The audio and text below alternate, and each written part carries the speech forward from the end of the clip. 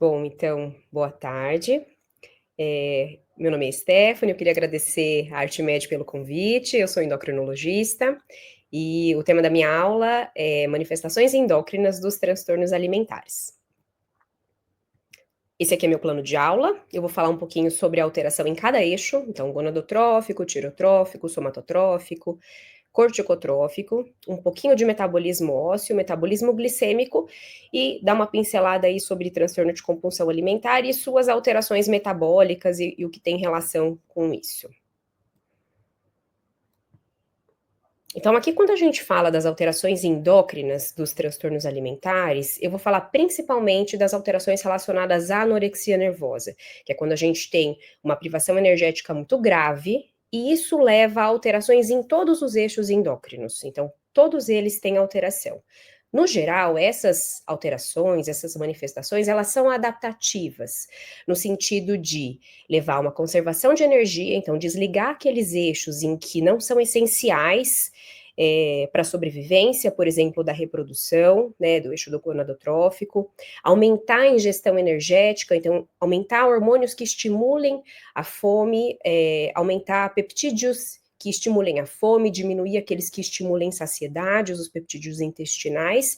E o terceiro ponto, o terceiro objetivo aqui dessas adaptações hormonais, endócrinas, é levar a mobilização de substrato. Então, aumentar e mobilizar os eixos de maneira com que a gente tenha lipólise, né, aumento de queima de gordura para aumento de energia para o corpo, neoglicogênese, então produção de mais glicose. Então, no geral, essas adaptações relacionadas à anorexia nervosa, elas são no sentido da gente se adaptar a esse processo que é essa intensa privação energética.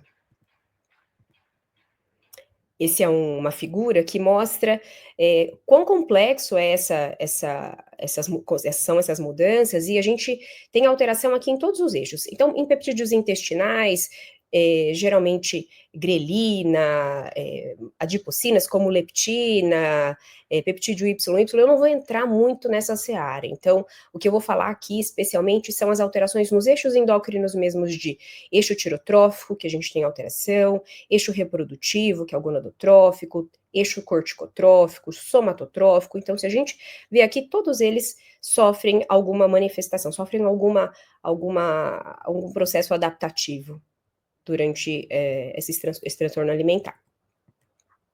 O primeiro eixo que eu vou falar, então, é um pouquinho sobre o eixo gonadotrófico, que é o eixo reprodutivo. Grande parte das pacientes com anorexia nervosa tem como manifestação a oligomenorreia ou a amenorreia, e essa prevalência pode chegar até 3/4 das pacientes, então até 77% em alguns estudos mostra que existe uma alteração do eixo reprodutivo. E aqui é uma evolução adaptativa, no sentido de eu inibir um eixo que não seja essencial para a vida, que é o eixo reprodutivo. Então, tem relação, essa manifestação gonadotrófica, ela vai ter relação com quanto mais baixo o peso, mais baixo o percentual de gordura, maior a chance dos pacientes entrarem em amenorreia. Então, a gente vê aqui que quando a gente chega perto aqui do percentual de gordura abaixo, ali de 18, a maior parte das pacientes aqui entra em amenorreia. E as que têm um percentual de gordura mais elevado, têm uma chance menor de ter essa alteração no eixo reprodutivo. Por que acontece isso? Então, existem alterações em vários fatores aqui do eixo reprodutivo. A primeira delas é a alteração central, hipotalâmica e hipofisária, no GNRH e no LH. Então, a gente tem alteração nos pulsos de LH. Eles ficam mais imaturos, quase pré-púberes. Isso porque fatores que estimulam esses pulsos de LH, como o estradiol e a leptina, estão reduzidos nessas pacientes. E fatores que inibem os pulsos de LH, eles estão aumentados, que são grelina e cortisol. Então, existe uma alteração primária, que é uma alteração central, e aí a gente tem como manifestação de um hipogonadismo hipogonadotrófico. Então, o problema começa central, em hipotálamo e hipófise. Mas a gente também tem alteração em outras partes do eixo, como a metabolização do estradiol. Então, o estradiol, né, o hormônio sexual, que tem as ações específicas aqui para a gente ter caracteres sexuais, tem ação direta na reprodução, ele sofre uma alteração de metabolização em que a metabolização para metabólitos inativos fica maior. Então, além de eu ter uma alteração central com menor produção de estradiol, esse estradiol também é metabolizado num metabólito que não tem ação. E o terceiro ponto é uma menor aromatização. Então, o que a gente tem de transformação aí da testosterona, de androstenediona, pela gordura periférica para transformação em estradiol, a gente tem menos gordura, então a gente tem menos essa conversão. Então tem alteração aqui em vários pontos do eixo reprodutivo. O diagnóstico, né, o que acontece exatamente com o eixo é um hipogonadismo hipogonadotrófico funcional. Mas é importante que nessas pacientes também a gente exclua outras causas de amenorreia. Então, a primeira causa, primeira ponto a se excluir sempre é gestação, disfunção tiroidiana, que hipo ou hipertiroidismo, que nada impedem, né, que podem acontecer nessas pacientes também, e insuficiência ovariana prematura. São pontos importantes para que a gente exclua antes de dar esse diagnóstico de hipogonadismo hipogonadotrófico funcional. É importante a gente lembrar também e saber que essas pacientes, por mais que elas tenham alterações menstruais, é importante a gente lembrar essas pacientes, informar essas pacientes que mesmo sem menstruação, elas também podem engravidar. Então, nessa população existe uma chance maior de gestação não planejada, de 2 vezes maior, e todas as pacientes devem ser orientadas em relação à contracepção. Quando existe uma gestação nessa população, existe uma taxa maior de desfechos negativos. Então, taxas maiores de abortamentos, de prematuridade, de baixo peso ao nascer do bebê e aumento de mortalidade perinatal. Por isso é tão importante que, apesar de uma paciente que tem uma redução do funcionamento do eixo reprodutivo, é importante que ela seja orientada a não engravidar de maneira não planejada, né? E qual que é o tratamento? Aqui, o ganho de peso tende a restaurar o eixo gonadotrófico e esse é o principal tratamento, já que essa é uma mudança adaptativa.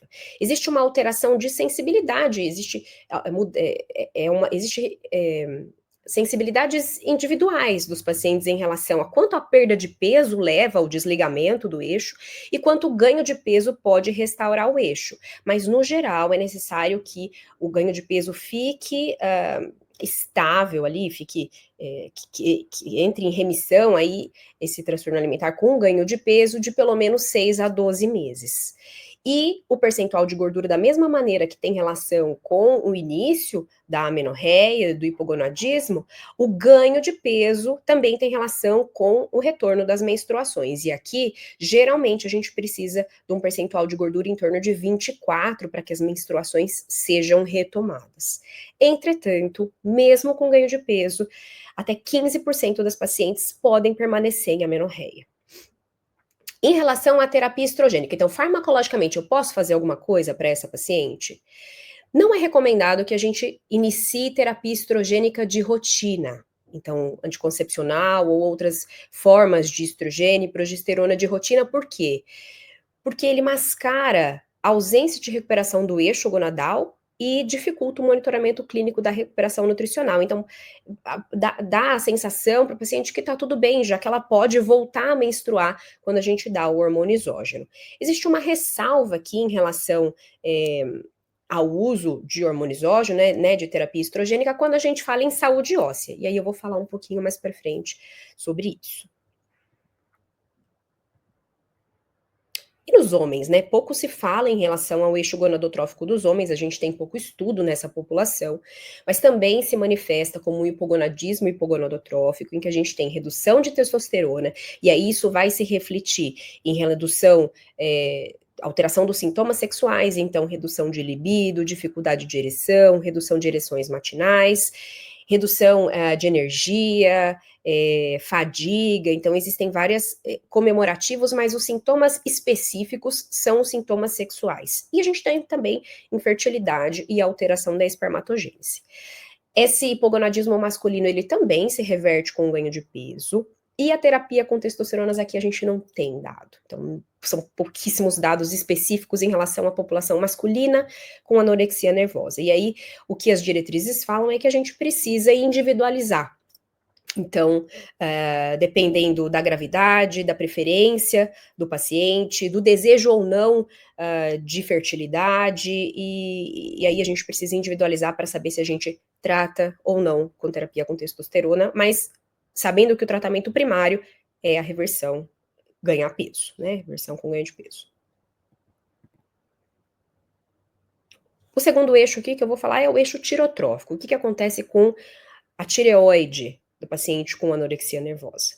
Então, a gente tem uma redução dos hormônios ativos. Então, o T4, o T4 livre e T3, eles têm uma redução, enquanto o TSH continua, no geral, dentro da faixa de normalidade. Mas o que aumenta aqui é um hormônio chamado T3 reverso, que, parecido com o que acontece com o estrogênio, é um hormônio que não tem ação biológica. E isso, o nome dessa alteração tiroidiana toda é a síndrome do eutiroideu doente, que acontece em outras situações clínicas onde eu tenho uma gravidade, no geral, aguda, outras condições clínicas, isso é muito comum visto em pronto-socorro, emergência, UTI. Então, qualquer situação em que eu tenha uma alteração clínica aguda ou crônica de longo prazo, eu posso ter o síndrome do eutiroideu doente, não é diferente aqui na anorexia nervosa, em que eu tenho uma desnutrição, uma privação energética, um estresse muito grande. Por que isso acontece? Então, eu tenho uma alteração da metabolização dos hormônios tiroidianos. Existem enzimas que se chamam deiodinases que vão metabolizar os hormônios. E a gente tem uma redução da deiodinase 2, que leva ao T4 na transformação para o T3, e aumento da deiodinase 3, que vai converter em hormônios inativos. Quanto o T3 total, o T3 é o hormônio mais ativo, né? Então a tireoide produz o T4 e o T3, mas mais T4, e o T4 é convertido perifericamente em T3, e é o T3 no geral que vai agir nos receptores. Então, essa redução do T3 total, que é o hormônio mais ativo, ela tem uma relação direta com o IMC e com a leptina. Então, quanto menor o IMC, maior a redução do T3, e quanto menor o IMC, maior o cortisol e maior a grelina, que são hormônios que estão alterados aqui na anorexia nervosa. O que é que a gente precisa fazer também para restaurar esse eixo? A gente deve usar um tratamento farmacológico? A gente deve usar a levotiroxina, T3, T4? Não. Então, os dados mostram de estudos que a gente tem o uso desses hormônios leva a um aumento do risco cardiovascular nessas pacientes. Por quê? Porque mudanças adaptativas que eu tenho, como a redução da taxa metabólica basal, como uma mudança adaptativa, quando eu dou hormônio tiroidiano exógeno, eu aumento essa taxa metabólica basal. A redução da frequência cardíaca como uma medida adaptativa, que acontece com esses pacientes, quando eu dou hormônio, eu reverto isso, então eu aumento a frequência cardíaca. Então, eu estou alterando mudanças adaptativas, e isso leva a um aumento do risco cardiovascular. E um outro ponto importante, que a gente não deve utilizar o tratamento farmacológico aqui, além de não ter benefício, é porque existe um potencial abuso de hormônio tiroidiano por essa população, por esses pacientes, porque existe um risco grande de perda de peso quando eu uso hormônio tiroidiano pelo aumento da taxa metabólica basal. Então, está contraindicado o uso de T3 e T4. O que a gente precisa fazer é reverter a perda de peso, né? Reverter o status nutricional desse paciente. Em relação ao eixo de crescimento, o eixo somatotrófico do hormônio de crescimento e IGF-1. Então, pacientes com anorexia nervosa têm alteração do GH, tanto nos pulsos, com uma frequência maior dos pulsos de GH, que são os pacientes com transtorno alimentar, que são os controles saudáveis, e quanto um aumento no geral da concentração de GH. Então, tanto os pulsos quanto o GH no geral estão aumentados nessa população. Entretanto, o IGF-1, que é o hormônio que vai agir no crescimento, então, existe a produção de GH pela hipófise, que estimula a produção hepática de IGF-1, e é o IGF-1 que vai fazer o crescimento diretamente. O IGF-1, por outro lado, está reduzido, então eu tenho uma resistência ao GH. Apesar do GH estar muito alto, o IGF-1 está baixo. Por quê? Porque o GH ele tem uma ação direta em fazer neoglicogênese, então ele faz com que o fígado consiga produzir glicose como uma fonte de energia. Mas quando eu aumento também o IGF-1, e se ele tivesse aumentado, eu teria um crescimento normal. E é importante que exista uma redução de crescimento para eu preservar a energia. E aqui a gente vê também, nos pacientes adolescentes, uma redução de crescimento. Então, eu tenho uma resistência ao GH. Essas alterações no eixo também são reversíveis com a recuperação de peso, como são nos eixos anteriores que eu comentei. E aí, o que eu devo fazer? Devo tratar, porque existe uma redução do IGF-1. Esse estudo tratou 12 pacientes com doses suprafisiológicas de GH. Então, doses 5 vezes mais altas do que a gente usa para tratamento de baixa estatura, por exemplo. E o que foi visto?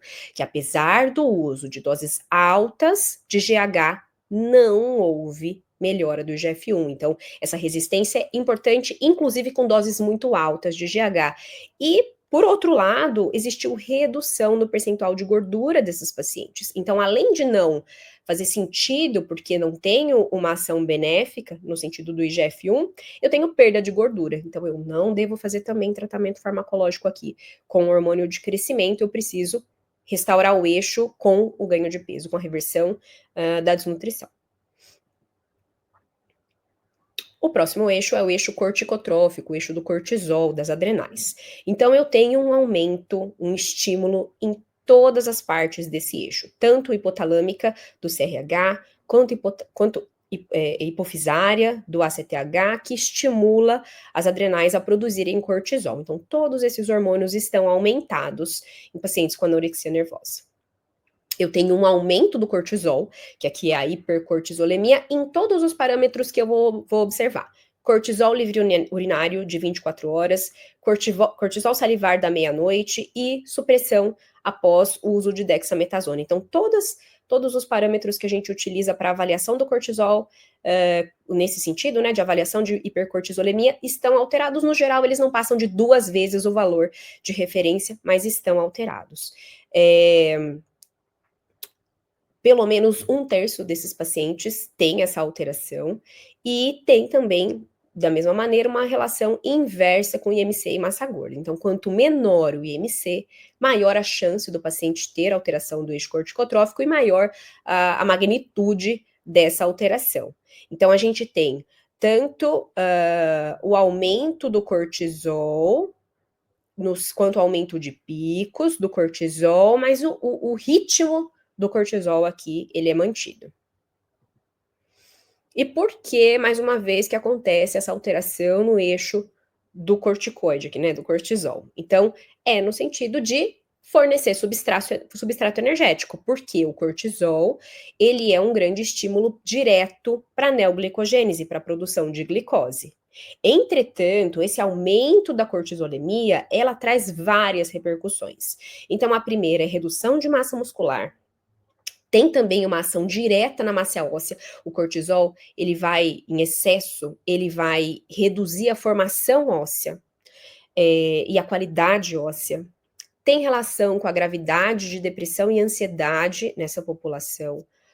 Parece ter relação com a perpetuação de perda de peso, porque o CRH, que é aquele hormônio hipotalâmico, ele tem um papel anorexígeno, então em redução de fome. E quando o paciente recupera o peso, essas pacientes que têm alteração no cortisol, no geral, têm um maior acúmulo de gordura central e maior acúmulo no geral do que os pacientes que não tiveram alteração do cortisol. Então, a gente não consegue fechar critério para síndrome de Cushing, nada disso, mas a recuperação tem uma deposição de gordura diferente. E existe uma reversão, mais uma vez, na maior parte das pacientes com recuperação de peso. E tratar esses pacientes, reduzir o cortisol farmacologicamente, será que não é bom, já que ele traz tantas questões, né? Na verdade, redução farmacológica do cortisol em pacientes com doença ativa leva à piora da perda de peso, e eu posso precipitar ainda uma crise adrenal nessas pacientes. Então, a gente deve entender essas alterações realmente, apesar de trazerem diversas consequências que não são benéficas, como mudanças adaptativas que são importantes, assim como o estirotrófico, assim como todas as outras que eu falei até aqui. E sobre o metabolismo ósseo? Tem muitos dados de metabolismo ósseo nessa população. Então, por quê? Porque o pico de incidência do transtorno alimentar é o mesmo pico de incidência do pico de massa óssea dessas pacientes, que é na fase da juventude, então adolescência, início da idade adulta. Quando a gente tem um transtorno alimentar, uma desnutrição grave, um estresse importante nessa fase, quando eu estou adquirindo o pico de massa óssea, eu tenho um prejuízo tanto no tamanho, quanto na geometria óssea e na densidade mineral óssea. E essas pacientes, elas têm um risco aumentado de fratura quando eu comparo com a população geral. Essas alterações de densidade, elas aparecem já nos primeiros 12 meses da doença, e quase 40% dessas pacientes têm alteração na densitometria. Isso se reflete como uma baixa massa óssea. O que a gente vê aqui nos ossos dessas pacientes? Existe uma alteração da microarquitetura óssea. O osso mais afetado é o osso trabecular, porque ele tem um metabolismo mais rápido, e aí a gente vê o principal, quando a gente faz a análise de densitometria, a amostra principal aqui é a análise de coluna.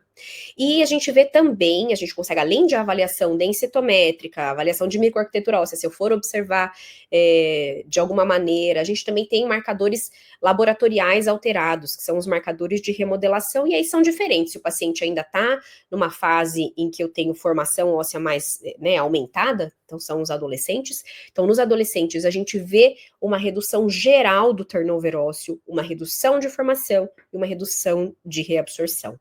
Já nas mulheres adultas, a gente tem um aumento da... Não, tá ao contrário aqui. É uma redução da formação e um aumento de reabsorção. Desculpa, esse slide veio errado. Então, a gente tem um turnover no sentido de reabsorver mais osso. E quais são os fatores de risco? Quanto menor a idade de início, maior a chance de eu ter uma alteração óssea, porque eu pego antes ali do pico, ou quando eu estou no pico, no início do pico de formação óssea. Quanto mais baixo o IMC, quanto mais grave for a doença, quanto mais tempo durar a doença. Se eu tiver um hipogonadismo associado, porque o hipogonadismo também é um fator que tem piora de osso, uma baixa ingestão de cálcio, aqui menor do que 600 miligramas por dia, que no geral esses pacientes têm, e deficiência de vitamina D, são fatores de risco que fazem com que eu tenha uma maior chance de doença óssea. E por que eu tenho essa perda óssea tão importante nessa população? Primeiro que eu tenho uma menor quantidade de massa muscular, e massa muscular é um estímulo para que haja formação óssea. Então, quando eu estimulo o músculo, e quando eu tenho mais músculo, eu estimulo a formação do osso, e eu tenho mais osso, e um osso de melhor qualidade. Então, eu tenho menos músculo, eu tenho menos osso. Existe um aumento de gordura medular, e aqui especialmente nos adultos, na adolescente a gente não vê isso. Existe uma célula mesenquimal que vai se diferenciar tanto em osteoblasto, que é a célula de formação óssea, quanto em adipócito. E aqui existe um desvio para a formação de adipócito medular, e aí eu tenho menos células formadoras ósseas. Essas pacientes têm o hipogonadismo, então o estrogênio, ele é um fator de proteção contra o aumento de reabsorção óssea, e aqui eu não tenho esse fator de proteção adequado. A resistência ao GH com redução de IGF-1 também tem uma ação específica aqui no osso, porque o IGF-1, ele tem ação na formação óssea, ele estimula a formação do osso, e o hipercortisolismo também, como eu tinha comentado anteriormente, ele faz uma apoptose de osteoblastos, o excesso de cortisol, então ele faz redução de formação óssea. Eu tenho vários motivos aqui para que haja prejuízo ósseo. O que eu tenho que fazer com essas pacientes? Aqui existe uma intervenção um pouco mais específica. Todas as pacientes que entrarem em amenorreia e essa amenorreia persistir acima de 6 meses, eu preciso ter uma avaliação óssea que se dá com densitometria óssea. Eu devo antecipar, eu não preciso esperar 6 meses, eu devo antecipar essa avaliação se a deficiência nutricional for grave ou ela já tiver uma fragilidade óssea, então ela sofrer qualquer fratura. que seja por fragilidade. E essa densitometria não adianta a gente ficar olhando o tempo todo, porque densitometria é um exame que demora para que exista uma mudança. Então, eu devo reavaliar essa densitometria a cada 1 ou 2 anos. E existe também a avaliação laboratorial, né, específica que a gente pode fazer aqui de saúde óssea. Então, hormônios como o PTH, vitamina D, avaliação de minerais como cálcio, fósforo, dependendo do paciente, calciúria, marcadores de reabsorção e formação óssea. Então, essa avaliação eu devo fazer nessas pacientes. E o que eu faço com isso? Então, a base do tratamento aqui é terapia não farmacológica. Então, a paciente deve ganhar peso. Isso é o que vai, talvez não reverter, mas evitar a progressão da alteração óssea. Eu devo otimizar cálcio e vitamina D, e aqui a gente precisa que a paciente tenha um cálcio, uma ingestão de cálcio de pelo menos 1.200 miligramas de cálcio, o que para a população sem transtorno alimentar geralmente não é fácil. E se o paciente não conseguir essa suplementação através da dieta, né, essa adequação de ingestão de cálcio através da dieta, a gente deve sim suplementar. E como é que eu sei se o paciente está ingerindo a quantidade pela dieta? Então, no geral, a maior biodisponibilidade de cálcio da dieta vem de laticínios. Então, o paciente deve cumprir pelo menos 3 porções de cálcio por dia. Uma porção de cálcio seria uma fatia de queijo, um copo de iogurte ou um copo de leite. Ou 3 queijos, enfim, de uma combinação desses fatores, porque o restante eu consigo dos não lácteos. Se não existe essa ingestão, eu preciso suplementar, e aqui no geral vai ser difícil que exista. Vitamina D é importante que seja otimizada, e aqui a gente deixa a vitamina D, os níveis séricos de 25, hidroxivitamina D acima de 30. Em relação à atividade física ela é um tratamento para quem tem alteração na saúde óssea, para quem tem baixa massa óssea, para quem tem fratura, isso a gente prescreve atividade física. Mas aqui nessa população a gente precisa ter bastante cuidado e individualizar, se a atividade física não vai, se existe uma condição, como é que tá o controle do transtorno alimentar, e se isso não vai piorar, né, de maneira primeiro, se clinicamente o paciente tem condição de fazer, e se isso não vai atuar como uma maneira de gastar mais energia e dificultar aí a perda de peso. Então, a gente tem que tomar cuidado aqui com a prescrição de atividade física nessa população. E sobre terapia farmacológica óssea, a gente não tem nenhuma medicação aprovada para tratamento de baixa massa óssea em pacientes com anorexia nervosa. O que a gente sabe? A gente não... Sobre terapia estrogênica, né? Sobre reposição de estrogênio. Os anticoncepcionais orais não são recomendados com essa função, porque, por serem orais, eles estimulam, eles reduzem o IGF-1. E isso faz com que eu perpetue essa alteração óssea. Então, os orais não são recomendados, mas existe uma recomendação específica da Endo Society que considera o uso por um período curto do estradiol, mas aí é o transdérmico com progesterona oral em adolescentes que mantiverem a amenorreia e têm alteração óssea depois de 6 meses ou 1 ano que eu comecei a intervenção. Em relação a medicamentos específicos para os ossos. Os bisfosfonatos, eles têm uma questão, porque, no geral, a população que a gente está falando aqui são mulheres em idade fértil. E os bisfosfonatos, eles têm uma ação teratogênica, caso a paciente engravide. Então, além de ficar depositado no osso por muito tempo, eles podem ter alteração em formação óssea do bebê.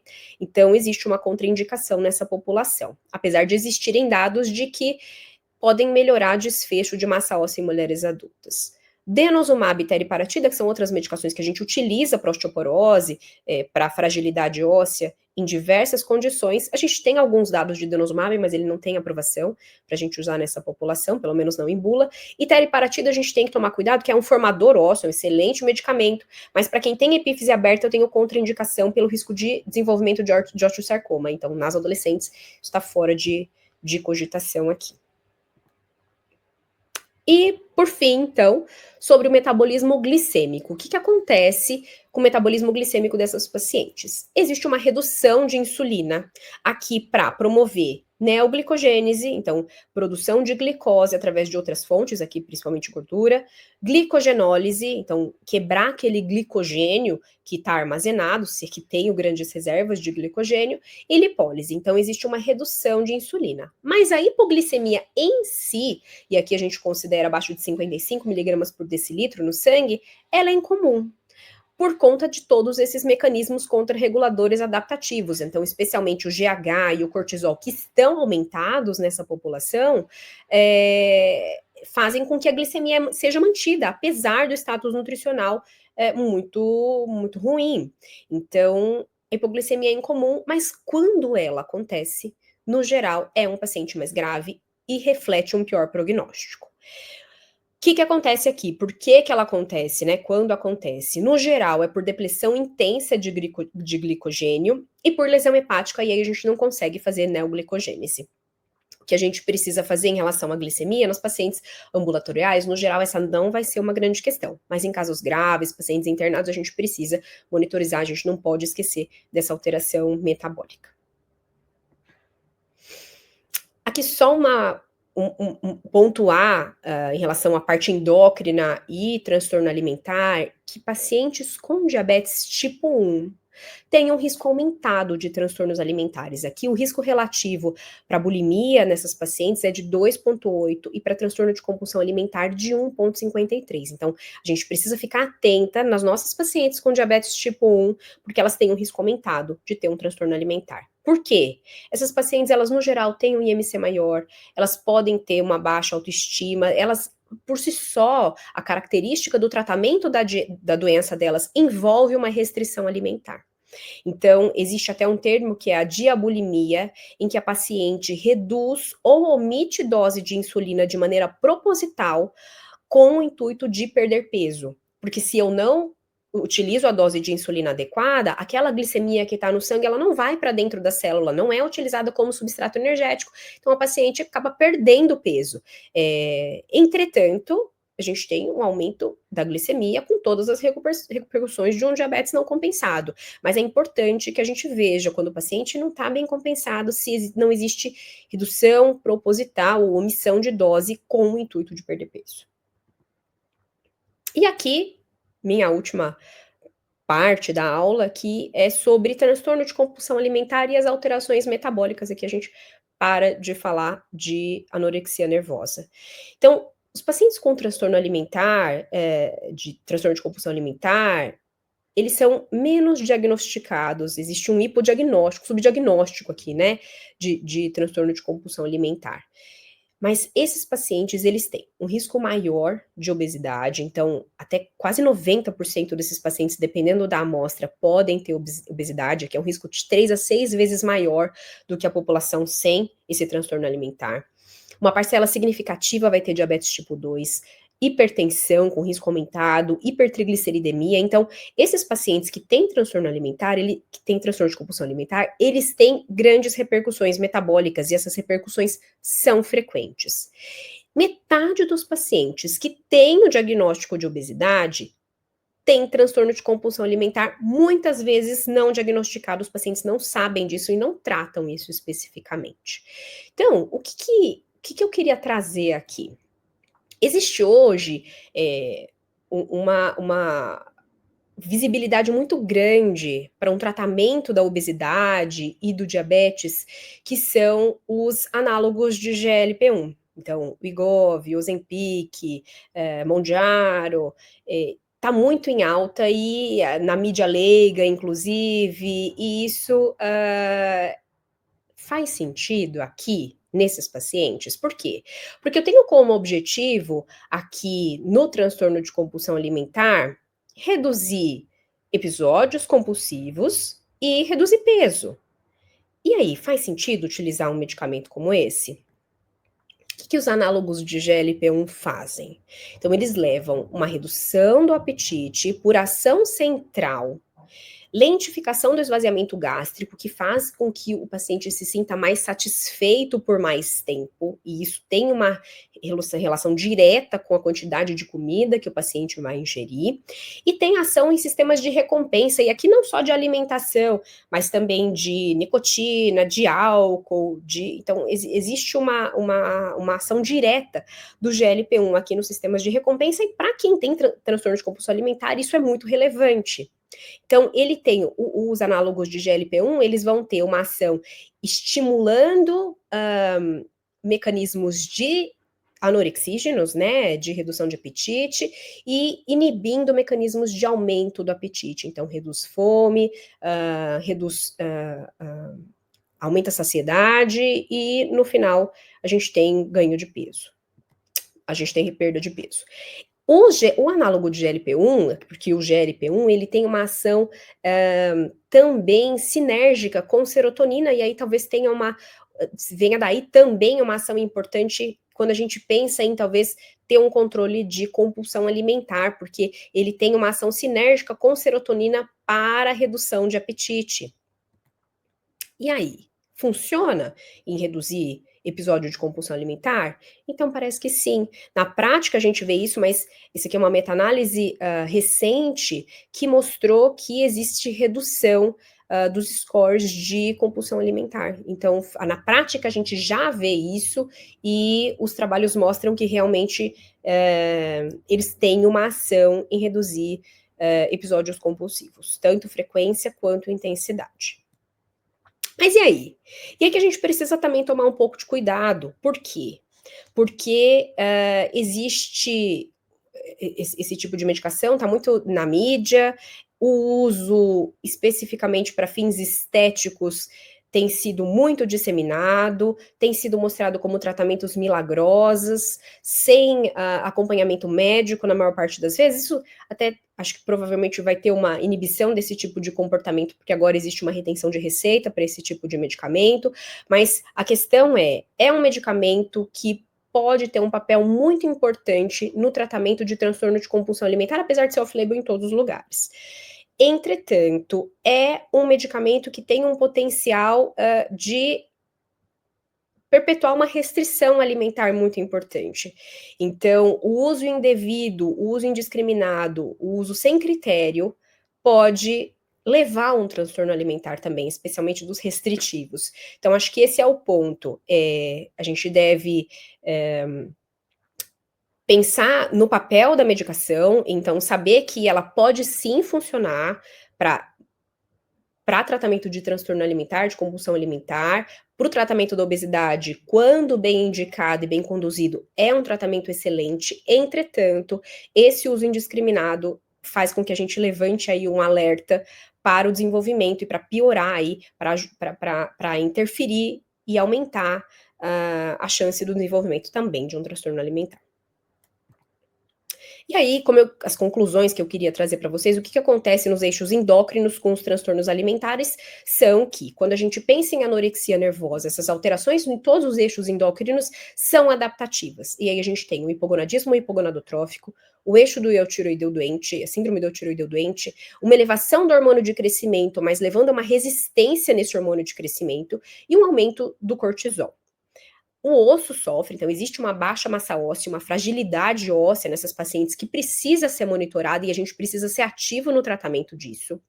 No metabolismo glicêmico, as mudanças também são adaptativas, no geral sem grandes repercussões glicêmicas, mas a gente deve ficar atento naqueles nossos pacientes com diabetes tipo 1. E em relação a transtorno de compulsão alimentar, não esquecer das alterações metabólicas, e que aqui pode existir um papel nos análogos de GLP-1, desde que a gente tenha muito cuidado no uso dessas medicações, especialmente para esses pacientes. Eram essas as mensagens que eu gostaria de trazer para vocês, e eu me coloco à disposição aqui se alguém tiver alguma dúvida. Esse é meu contato. Muito obrigada.